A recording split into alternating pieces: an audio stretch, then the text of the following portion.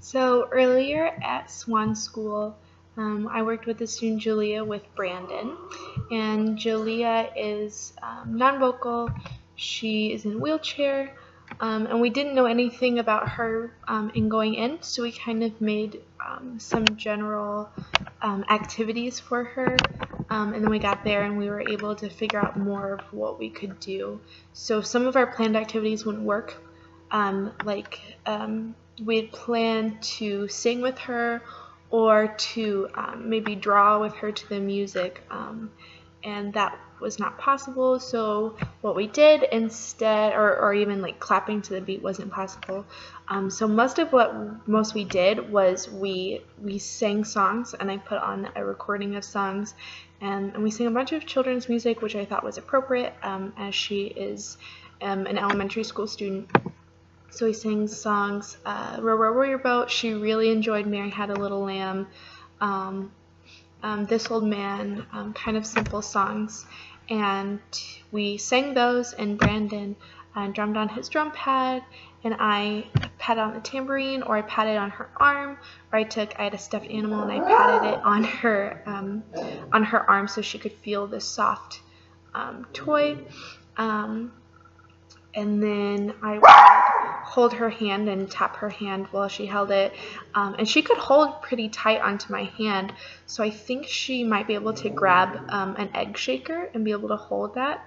And then another thing I did was I put the tambourine on her desk that was attached to her wheelchair, put her hand on top. It was a tambourine with a top, so I had her put her hand on the top, and then while I drummed on the tambourine in time, so she could feel the vibration. Sorry, she could feel the vibrations on the tambourine, and she did fall asleep at the beginning, and she was asleep when we got there. So we just kind of softly woke her up, and then we just kept singing to her until she finally opened her eyes. And she did make a little bit of eye contact with us, which was really cool. And it did look like she was trying to smile at us. And then a couple times she would wave her arms. I think she really liked Mary Had a Little Lamb, because while we were singing that, she got really excited, and she was trying to smile and like look at us and was waving her arms around. I was a little bit hesitant because I wasn't sure if that was if she liked something or if she didn't like something, and I didn't know if she was trying to pull away from me or what. But I think as I was working with her, I think that was her eliciting excitement over what we were doing. I was also a little bit hesitant touching her or like grabbing her hand. I didn't know if she was pulling away. She didn't like that, so I would lay off. And then she would kind of hold out her hand for me to hold again. I was just hesitant to touch her, because we've learned for so long, like, don't touch your students, But that's how we communicated with her, and that's how we helped her to like feel the beat. So I would pat her, or I would just like touch her arm, just so and I kept talking to her just so she knew we were there. And then for a while I got out my flute and I played that, and I played the simple songs like Row, Row, Row Your Boat, and Mary Had a Little Lamb, and I just played it on my flute so she could get some like she could hear an actual instrument instead of a recording. So I played that, and then Brandon sang, and he would make up words, which was kind of cute. And she seemed like she did have a different reaction to the flute, so I don't know if that was oh, I like this sound, or maybe it was too high for her or something. She didn't seem like anything was too loud for her. I don't think the noise of what we were doing bothered her, but I do want to make sure to bring some softer instruments, like we continuing to use the flute, or Britta and I talked about possibly doing clarinet.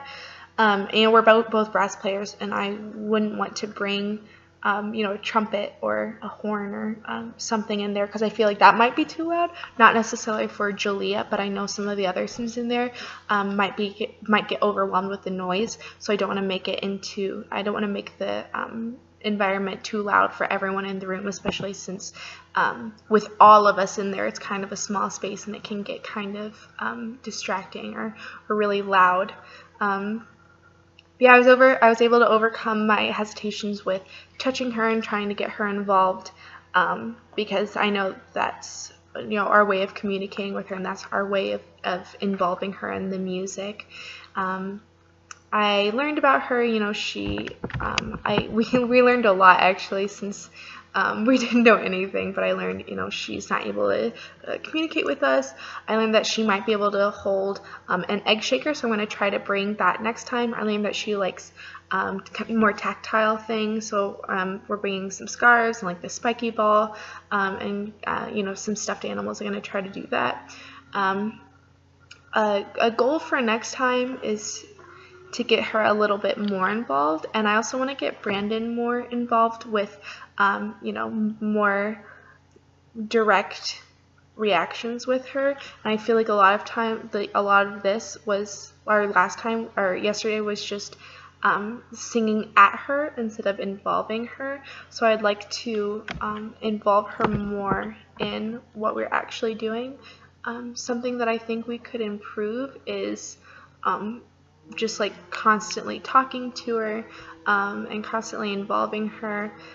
Because while we were talking to her, she would necessarily make eye contact with us, but she would definitely be looking in our direction, and her head would stay in the same spot, but she would look in our direction instead of the other way.